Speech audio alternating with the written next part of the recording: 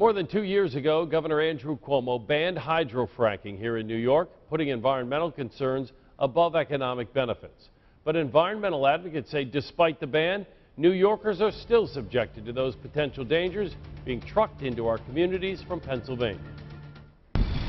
Hundreds of trucks roll into the Seneca Meadows landfill in Seneca Falls every day, dumping your garbage.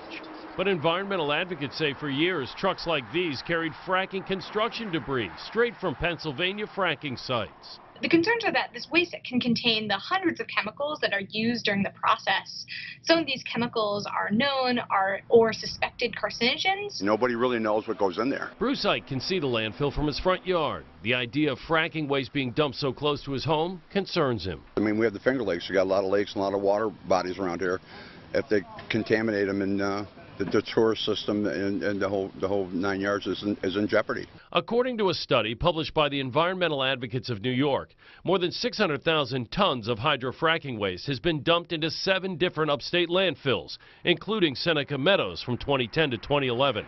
That includes drilling waste from Pennsylvania fracking sites. It's easy for waste to come from Pennsylvania and our own drilling operations to landfills that may not be properly equipped to handle that waste. Drilling waste is the debris, rocks, and dirt left behind from construction of a hydrofracking project in places like Pennsylvania. Environmental advocates say it contains dangerous chemicals. I would hope the state would crack down on it if the assessment is true. We disagree with some of the assertions made by environmental advocates. The DEC maintains there's zero evidence of the drilling waste in landfills polluting landfills or impacting our region. And in a statement, Seneca Meadows told us the limited amount of drill cuttings accepted met all non-hazardous waste criteria. They're essentially rock drill cuttings, fragments from the actual drilling operations. Those materials can be accepted in New York State landfills. Just last week, the DEC released new regulations, which would clarify what's prohibited under New York State's ban on fracking, which happened a few years ago.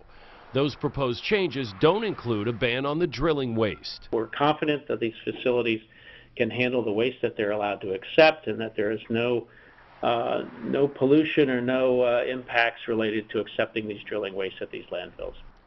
The DEC's new regulations will be open to public comment through July 21st. You can read the proposed changes and find a link on how you can weigh in attached to this story at WHEC.com.